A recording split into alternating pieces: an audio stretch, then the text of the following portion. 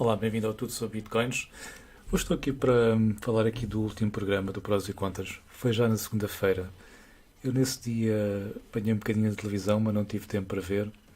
Acabei por ver depois, já na quarta-feira, gravado, aqui na RTP Play. Vou deixar este link para vocês depois na descrição. Basicamente, como sempre, temos aqui a Fátima Campos Ferreira a apresentar o programa. E eu, para não estar aqui à procura do vídeo, das cenas, já fiz aqui uns print screens dos participantes.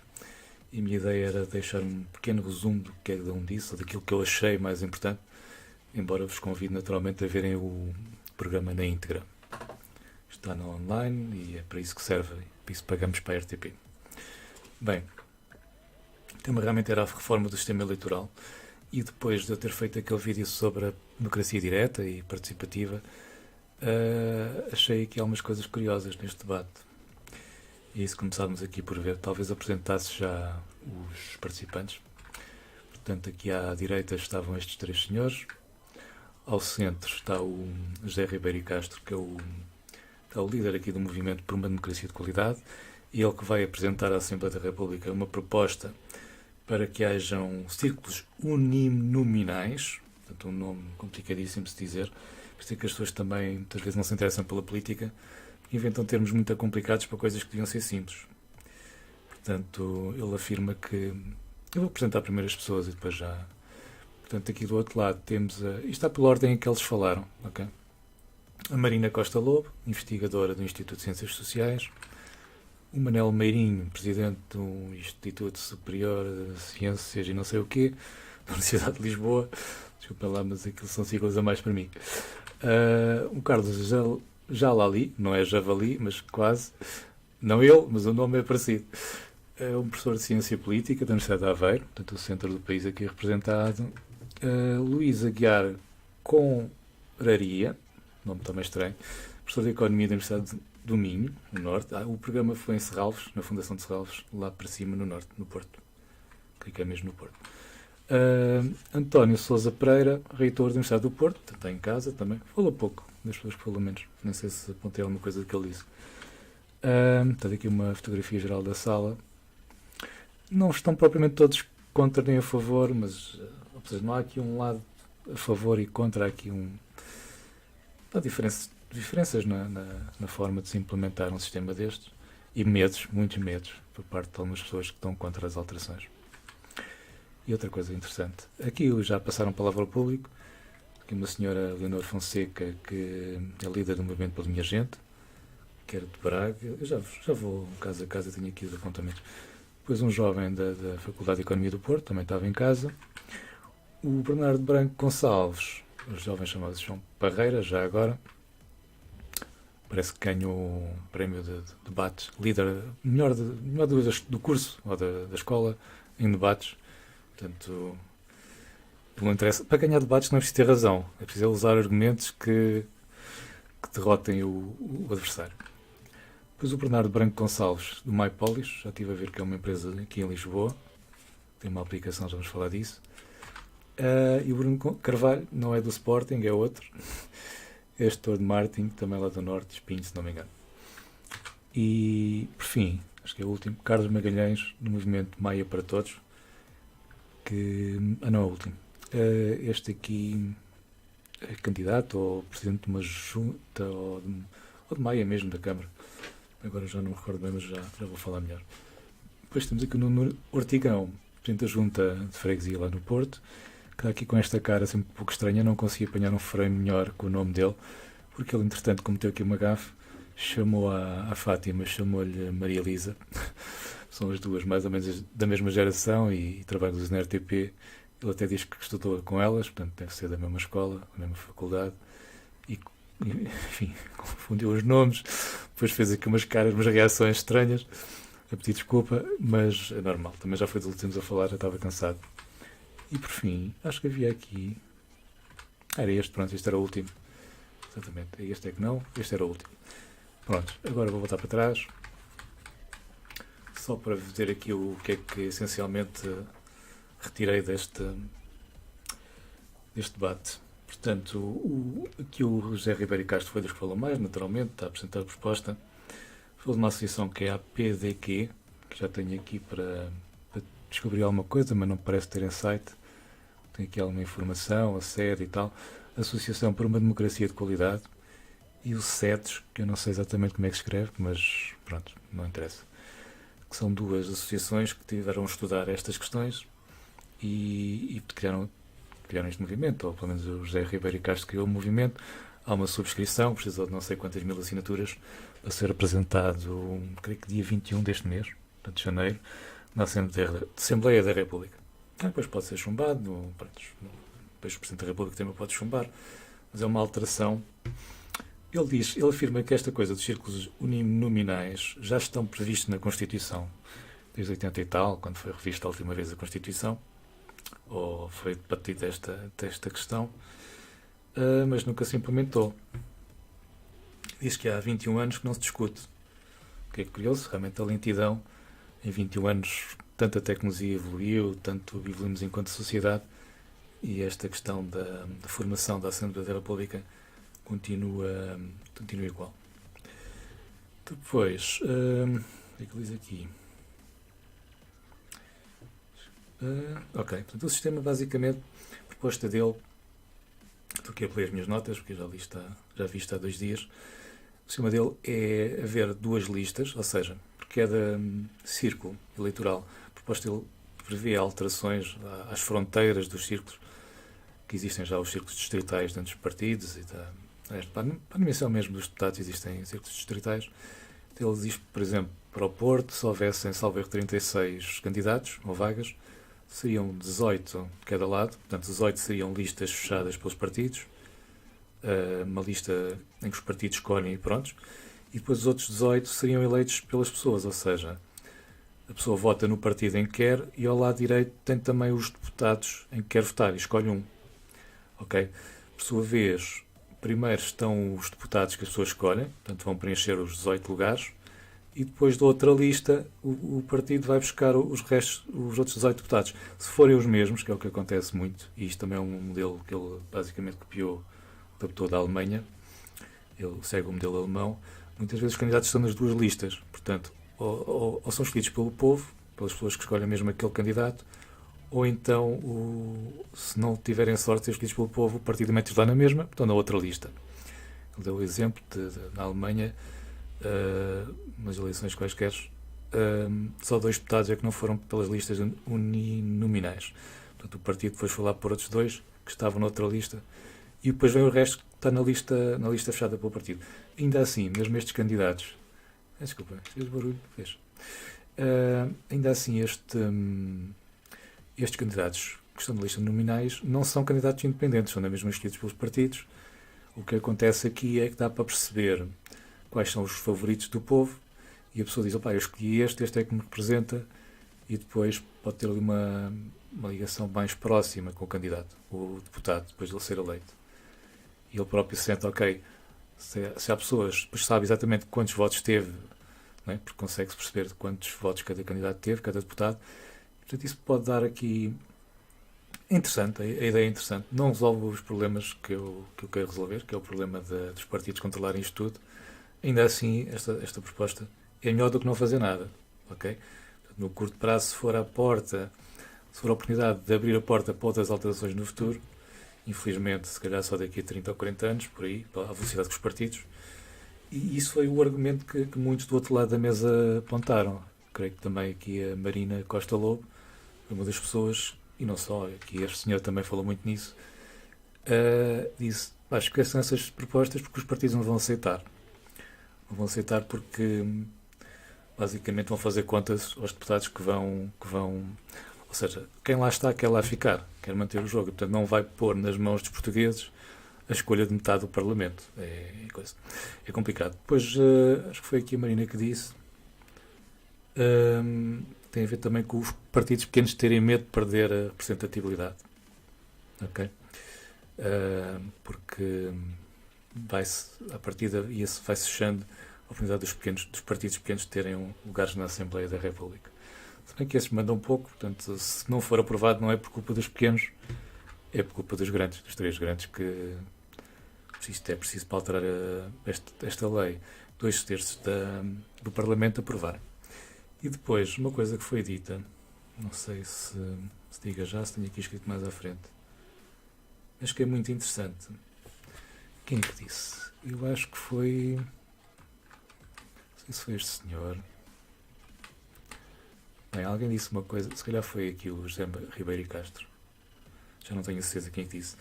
Mas é curioso, estavam lá movimentos cívicos na plateia, precisam de, salvo erro, 22 mil assinaturas para o movimento se candidatar a uma autarquia. E o que é que eles disseram que foi muito interessante? Acho que foi aqui o José Ribeiro e Castro, quase certeza. Ele disse que, ou seja, da mesma maneira que ele faz fazer uma proposta para a alteração aqui do modelo de eleição, do sistema eleitoral, os partidos, as pessoas podem criar movimentos, aliás, os movimentos e a sociedade civil podem apresentar propostas ao Parlamento. A dele é que a proposta que ele vai fazer não precisa de ser, portanto, já está prevista na Constituição. Mas se fosse uma proposta mais rebuscada, por exemplo, implementar os círculos de 12 ou uma coisa do género, está nas exceções, calhar não foi ele que disse isto, acho que foi outro, está nas exceções da lei que permite aos cidadãos apresentarem uma proposta, apresentarem propostas de alteração do sistema eleitoral. Ok? Lá há um bloqueio logo, portanto isto é engraçado, mostra logo os partidos a protegerem-se muito. Além de que, também foi dito isso pela mesma pessoa, depois disso entra na Assembleia da República, os deputados podem simplesmente ignorar e rejeitar, mesmo que os deputados aprovem, pode ir ao Presidente e o Presidente não gostar da ideia e deita fora. Ainda assim há logo um bloqueio nesta lei que permite aos movimentos cívicos, à cidadania, participar com a apresentação de propostas. E são precisas milhares de assinaturas, portanto não é uma coisa fácil. E isto também é uma curiosidade que eu deixei, que eu devo ter aqui apontado alguns. Ok, continuando aqui com as minhas notas.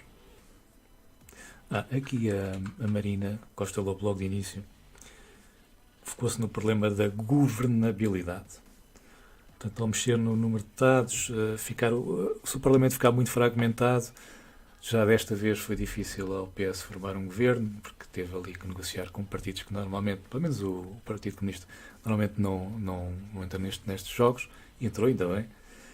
Mas preocupada com a questão de haver mais, por exemplo, as tiriricas, como eles disseram ali, quer dizer, pessoas que vêm do povo, mais populistas, fragmentarem a Assembleia da República e ser difícil formar governos. A mim não me parece difícil. É um desafio interessante aos partidos que tiverem o maior número de votos, o maior número de deputados, conseguirem depois encontrar consensos. Não é? O consenso é o difícil, mas é do consenso que vêm as melhores decisões, na minha opinião. Portanto, eu acho que isso seria um desafio, com certeza, mas não seria impossível se governar um país. A não ser que aquela pessoa ou partido que tenha mais deputados tenha a mania que quer fazer tudo da maneira dele, não se aceite discutir com os outros e aí, naturalmente, que é capaz de convocar outras eleições ou não.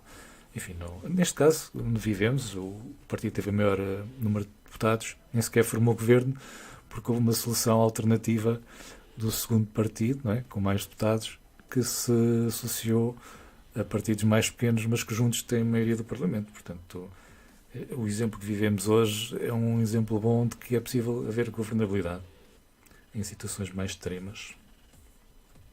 Atenção com os círculos de 12, que eu falei no vídeo sobre o vídeo da democracia participativa e direta. Este problema não se coloca porque a governabilidade é assegurada de baixo para cima. Bottom-up, também foi falado aqui, de haver mais participação das pessoas de baixo para cima e não tanto de cima para baixo. O que é que tenho aqui mais? Ok. Ok, tenho aqui esta nota que já falei. António Sousa Pereira. Este senhor, o que é que ele disse aqui? Ele disse que teve uma perspectiva positiva. Ele acha que por haver muita abstenção, e cada vez mais, de ano após ano, fala-se sempre em qualquer eleição de que há abstenção, que isso leva os partidos que eles já perceberam que tem que mudar qualquer coisa, que tem que mudar o sistema e que isso pode promover que os partidos aceitem algumas reformas, ao contrário do que do outro lado tinha sido dito por algumas pessoas. Depois o Carlos Jalali, é Carlos?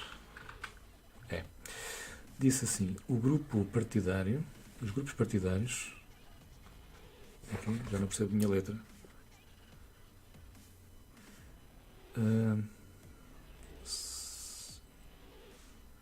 estou aqui com uma dificuldade de entender esta palavra. E se eu digo a palavra mal, o significado muda-se. Pronto, já sei. Sei o que é que está aqui dito. Não é exatamente o que ele disse, mas é o seguinte. Ele disse uma coisa que é interessante. É que os grupos partidários, ou seja, depois dos partidos terem X deputados, acho que cada deputado tem direito a um assessor, que é pago pelo Parlamento. E o que acontece é que os grupos partidários, dos grandes partidos, agarram nesses assessores que deviam trabalhar para os deputados, ajudá-los a fazer leis, até acompanhar no terreno a população onde eles foram eleitos, estar mais próximo, eventualmente fazer a ponte entre o deputado e as pessoas, por exemplo, são sugados, entre aspas, pela máquina dos partidos para trabalhar para os partidos para assuntos partidários, okay? Guerras partidárias, coisas internas dos partidos, etc., e não estão ao serviço dos deputados e são pagos pela Assembleia da República. Isto acontece muito. Foi dito aqui pelo Carlos Jalali, desculpe lá, Sr. Carlos, mas doutor, mas realmente tem um nome um pouco invulgar e eu estou com alguma dificuldade em dizê-lo bem à primeira. Depois tenho aqui uma frase do Luís Aguiar Conraria, também é um nome um bocadinho difícil de dizer, que foi um pouco polémica aqui no início das suas declarações, porque ele basicamente disse que os deputados são um desastre. E outras declarações, vocês vejam que foi engraçado, a plateia riu-se, são um desastre porque ele basicamente queixa-se da qualidade da democracia e dos políticos no geral ter sido reduzida ao longo dos últimos anos.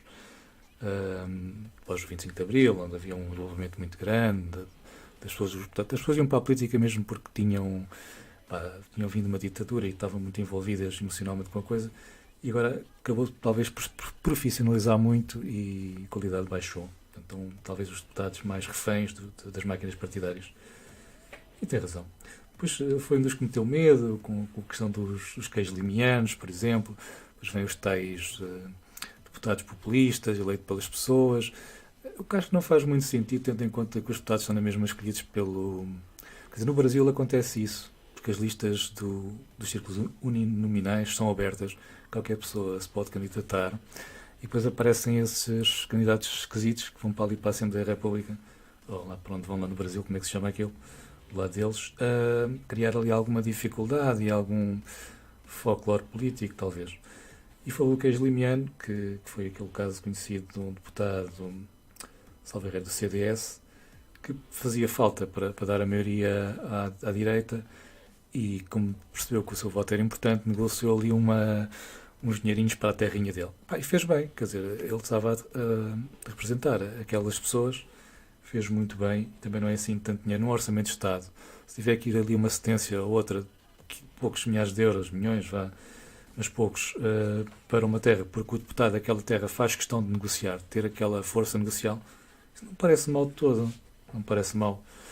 Há dinheiro para tanta coisa, para salvar bancos e juros da dívida, portanto não me parece que dar alguns trocos a pequenas regiões, a pequenas localidades, porque haver um deputado que realmente queira satisfazer as necessidades locais e põe isso à frente de um orçamento de Estado, por exemplo, não me parece mal. Depois temos aqui o que mais? Leonor Fonseca, agora passámos aqui para uma declaração de uma das pessoas que estava na plateia, que ela disse o quê? Não apontei nada do que ela disse. Só tinha aqui o que ela era, mas isso também já está aqui escrito.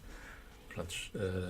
Aqui vem a questão da cidadania, ao fim e ao cabo, a cidadania poder participar mais à semelhança do que faz no poder autárquico. Não sei se foi esta senhora Sefeito que disse uma coisa muito interessante, é que confiam nos cidadãos para se candidatar a fazer movimentos e candidatarem-se a câmaras municipais, não é? Para isso servem, são confiáveis, mas para a Assembleia da República não prestam. Não servem, não se pode confiar nos cidadãos, porque é proibido. Não há um movimento, não se pode formar um movimento cívico e candidatar-se diretamente à Assembleia da República, nas legislativas. Portanto, isso realmente há que pensar. Não é? Não podemos confiar no povo, temos é que ser nós, os partidos, a escolher quem é que vem para aqui, porque não só pelo ordenado que tem, mas pela posição de poder e pelo controle que depois existe na tomada de decisões. Nas grandes decisões, nos grandes orçamentos, onde realmente a máquina da corrupção depois toma conta da coisa.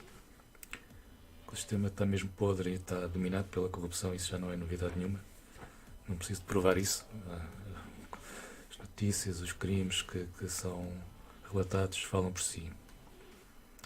E aqui mais. O Bernardo Branco, pronto, lá está. Não é este. Este não está cá nada.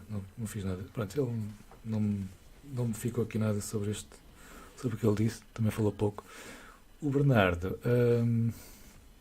tem uma aplicação, ainda não vi a aplicação mesmo, mas a ideia dele é realmente haver mais participação, uma democracia mais participativa, e depois foi contestado por alguém da mesa porque disse: bem, mas isso não altera o sistema eleitoral, pode-se fazer isso. Ele falou no voto eletrónico, falou-se depois na questão do voto, por exemplo, as pessoas que estão de férias não podem votar fora da localidade, que são coisas que facilitavam a vida aos portugueses, e do voto também para os imigrantes, não é? E que não precisam de alteração do sistema eleitoral, da forma como se escolhem os deputados. Isso são questões mais ou menos práticas. Ainda assim, o voto eletrónico tem que estar com muita precaução. Não se pode falar disso de ânimo leve. Não é com votações numa aplicação centralizada, em que depois, mesmo que seja o Estado a tomar conta da aplicação, a gerir a base de dados, etc., é muito complicado, aliás, confiar-se no sistema, pode ser manipulado. O voto eletrónico pode existir, há formas de o fazer mesmo de forma centralizada, mas tem que haver garantias. Tem que ser muito bem feito para haver garantias de confiança. Ou seja, se for votar numa urna eletrónica ou em casa, tem que ter um recibo, entre aspas, como votei, com uma hash criptográfica do meu voto, mas que não me identifica a mim, nem... Aliás, permite depois eu ir online, por exemplo, com essa hash, com esse resumo, com esse código grande, saber em que partido ou em que deputado é que eu votei. Okay?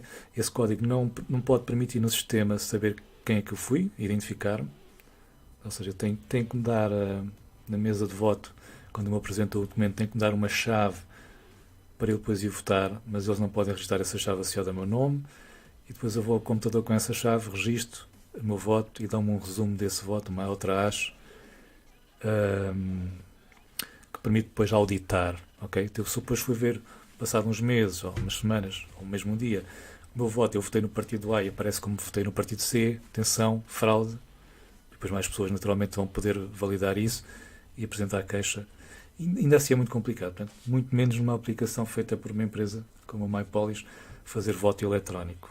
Isso é muito complicado. Para ser bem feito, era preferível fazer logo num blockchain em que toda a gente possa colaborar com a mineração dos dados distribuídos, e mesmo aí a questão de evitar que o Ministério da Defesa, que tem a base de dados dos eleitores e dos cidadãos, não guarde registros de... Ou seja, eu para votar tenho que ter uma chave, para ter o direito a um voto único. E é ao risco de alguém do lado do Estado associar o meu nome à minha chave, e depois sabem a quem é que eu votei.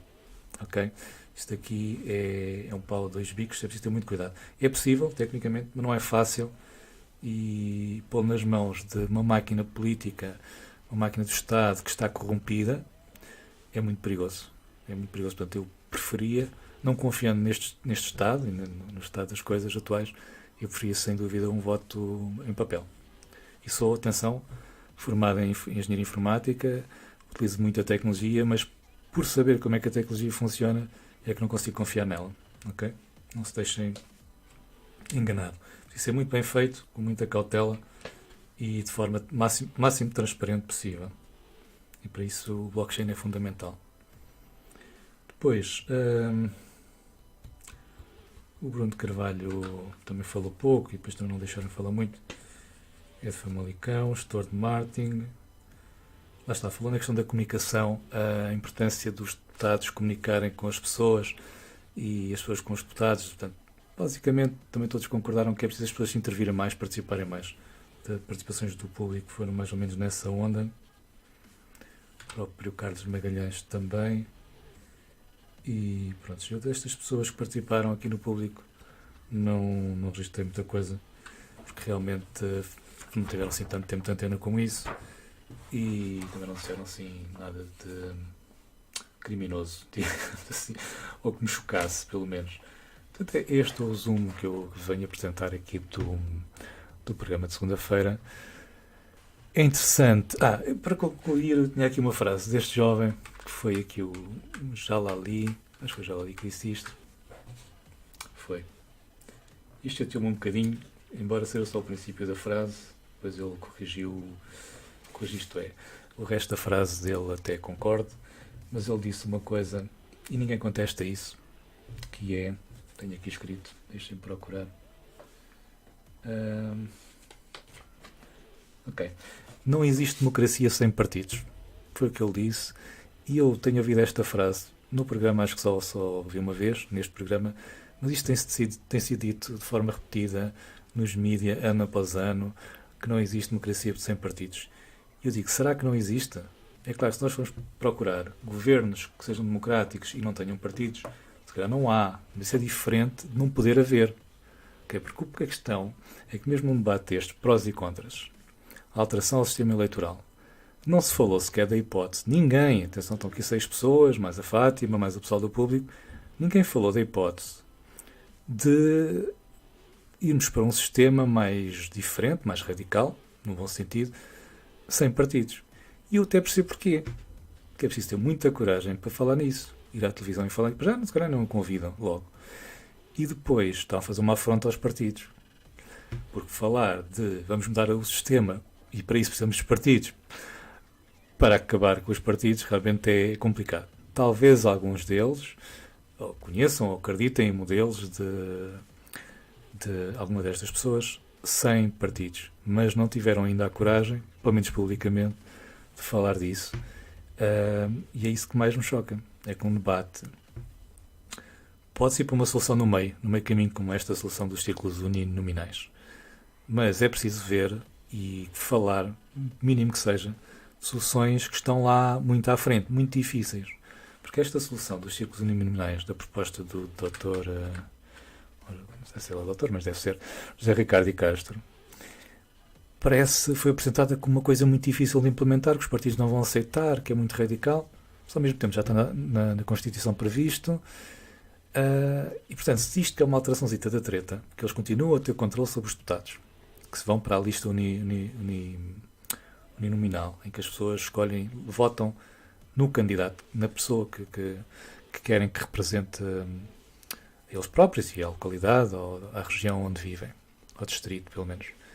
Se isto já parece difícil, se puséssemos lá o teto máximo, a solução melhor, que é eliminarmos os partidos e toda aquela corrupção associada aos partidos, porque são estruturas centralizadas, então realmente seria virtualmente impossível haver um consenso lá próximo. Mas o caminho do meio, se calhar já era mais à direita deste caminho. E quando digo à direita, não estou a falar de esquerda e direita política, estou a dizer é que temos um ponto, temos uma linha horizontal traçada, temos aquilo que temos hoje, que é mau, que já se viu que não funciona, que é preciso haver uma mudança, e temos lá, ao extremo mais à direita, uma solução de democracia participativa, direta, onde é preciso um envolvimento grande das pessoas, e depois temos aqui no meio caminhos que podem ser muito melhores do que temos hoje, e não são tão perfeitos como um cenário ideal que eu vejo, que é realmente eliminando os partidos, deixando de haver toda essa máquina fácil de corromper. E que ao fim e ao cabo controla tudo, e se deixando de haver essa forma de controlar tudo, passamos a ter realmente as pessoas a mandar no país, que é o que assim devia ser sempre, não é? Desde o início da democracia. Depois não se falou aqui um bocadinho, mas assim de quase nada daquela questão. Agora tinha um lapso. O que é que se falou aqui? Foi da questão do voto obrigatório. Houve alguém que falou, mas não ficou por ali, então acho uma estupidez, ok? E associado a isso, também disseram que seria interessante haver ou seja, uma representação negativa na Assembleia da República. Isto é, os votos em branco, os votos nulos, darem lugar a lugares vazios na Assembleia da República. E seria interessante porque, claro que os partidos não querem isso, porque perdem lugares, perdem poder de voto, e depois íamos ver uma Assembleia da República em 60% das cadeiras estariam vazias, ou próximo disso. Então, quer dizer, tornava-se visualmente, porque agora, nos dias de hoje, só que quando há eleições é que se vê que a abstenção é enorme. E depois vamos olhando para a Assembleia da República, na televisão, na Assembleia da República TV e tudo mais. Perdão, tive que arrotar. E parece que aquilo está cheio, embora haja sempre alguns que falham, não é? Que faltam.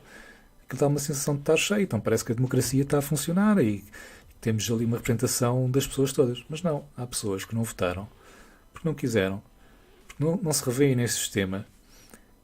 E algumas são preguiçosas, não querem saber, tudo bem. Mas outras é mesmo porque não se revêem, percebem que a escolha delas tem pouca importância. Já não escolheram os candidatos e candidatos. Os partidos é que escolheram. Depois escolhem os candidatos, mas nem sempre, como aconteceu este ano, ganham um partido com a maioria dos deputados, mas depois o governo é formado por outros três. Quer dizer, isto tudo junto mostra que as pessoas não têm grande poder de decisão. Ainda assim, acho que a solução foi boa. Portanto, a maioria dos portugueses votou naqueles três partidos que estão coligados e, portanto, faz sentido o governo estar a ser o que existe hoje. Faz sentido. E as regras são essas, portanto, jogando as regras do jogo, temos que aceitar isso. Mais. É isto, foi basicamente o que foi dito. Portanto, os partidos são aqui uma grande força de bloqueio a qualquer alteração. Não se quer mexer, não se pode mexer. Depois já quem diga também, acho que foi a Marina, também que disse que, portanto, mexendo abre-se a porta para depois mexidas consecutivas, como aconteceu, não, por acaso não foi a Marina, foi outro, deixa-me ver aqui se me lembro, talvez tenha sido este senhor ou este, que disseram que depois, como em Itália aconteceu, já houve umas quantas mexidas umas a seguir às outras, porque efetivamente, quer dizer, mexe no sistema eleitoral a pensar nas próximas eleições. Depois, como já é fácil mudar, porque mudou-se há 3 anos ou há 4, acaba por haver uma facilidade em mudanças consecutivas e está sempre a fazer alterações à procura de se obter vantagens pelos cálculos que cada partido faz.